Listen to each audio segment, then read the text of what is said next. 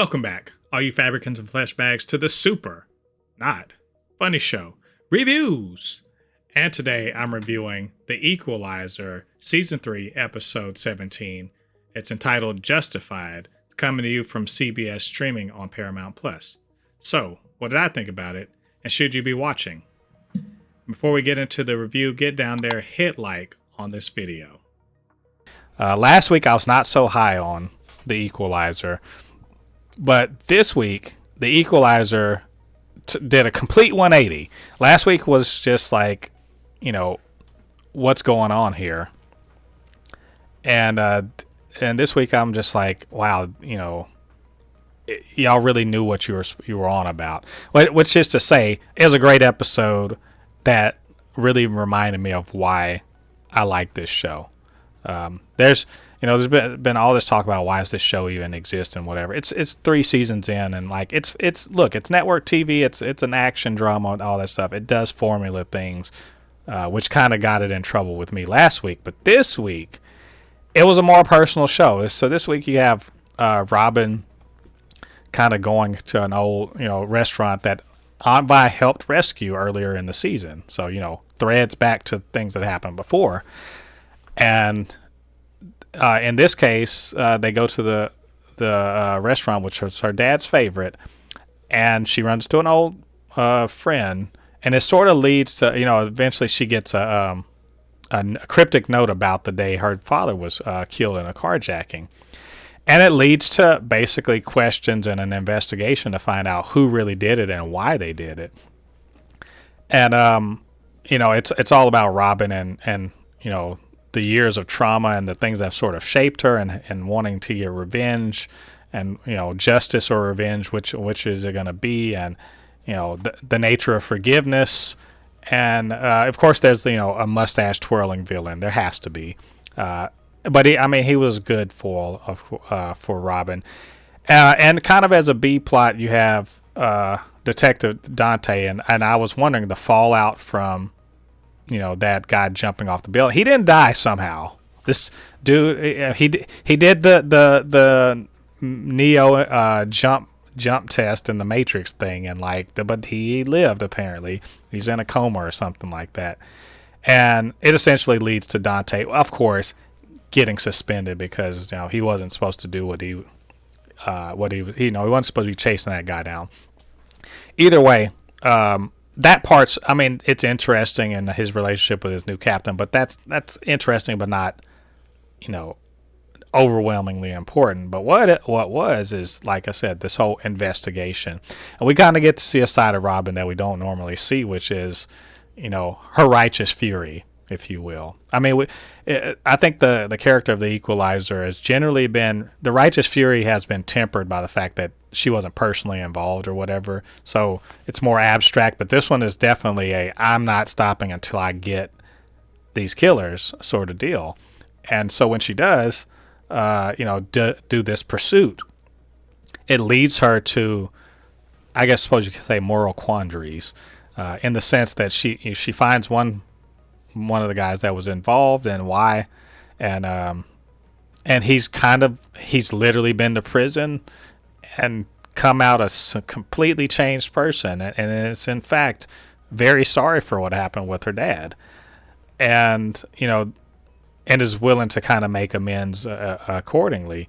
And I just wonder about, I was wondering while watching the episode, is Robyn just gonna shoot this dude, or what's gonna happen here? It's a good question, and she's struggling with it, and obviously, and there's the whole where they ground this and the way they make it make sense and make it dramatically and emotionally resonant is that it's not just about Robyn's grief. She's felt guilt about it because I guess she used to party hard in her teens, and her dad, no questions asked, would come pick her up, and he just so happened to do that, and she's blamed herself for that for near on 3 decades, and it's kind of weighed down on her.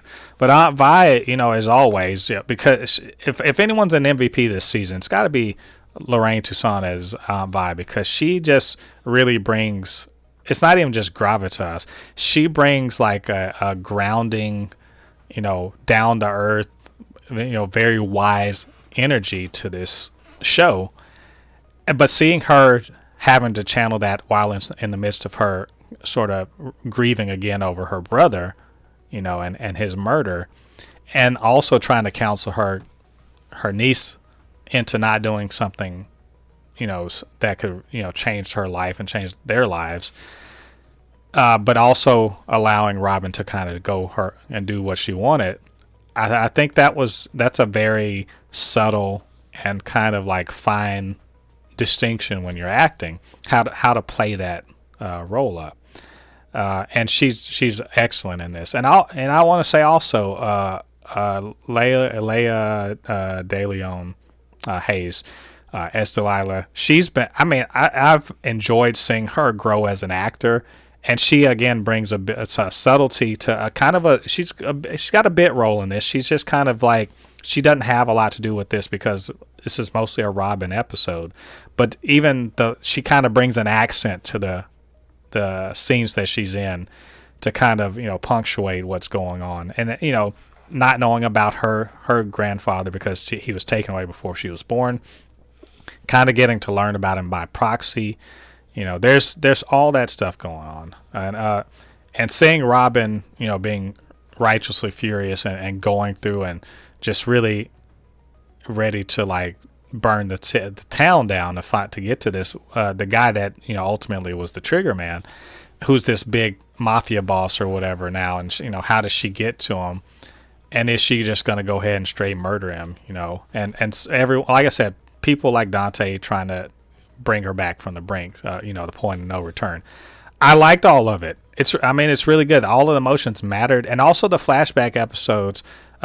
Credits. I don't know the name of the actor, but that was young Robyn, really given the mannerisms that are in line with the way Queen Latifah has been playing Robyn. The guy that played her dad, I'd love to have seen more with that, but that just their little relationship and interaction was great. And seeing where she gets a lot of herself from, and also how Delilah's really kind of gotten some of her granddad unbeknownst to her. Really cool stuff, and a great finale where she deals with the bad guy in a way that does not tarnish her integrity or put her in danger, but also does deal with the problem appropriately. And you had Mel and Harry sort of, they're really in the background on this, but but again, trying to be the ones, a voice of reason to keep Robyn from doing something that she might regret. It's all a good, I guess you call it, this is appropriate, a good gumbo that all mixed together. And there's even parts where I'm not going to lie, teared up. There are some really good emotional parts to this episode. So just generally speaking, I thought episode 17 was really great. Probably one of the strongest of the series at all.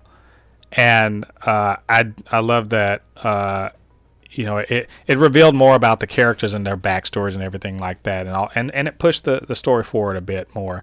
But it's one of those where it just hits all the marks. And I was really glad they returned to form after what I thought was a subpar 16th episode. So anyway, those are my thoughts on the Equalizer episode 16. But what did you guys think about it? And what did you think about what I had to say? Yes, get down to the comments section and leave your thoughts there. And do me a favor, get down there, hit like on this video, subscribe to the channel, hit the notification bell. All that good stuff helps more people to see this channel and see these reviews. All right, thanks all of you Fabricans and Fleshbags for joining me. Come back next week. We're going to be reviewing the season finale of Season 3 of The Equalizer.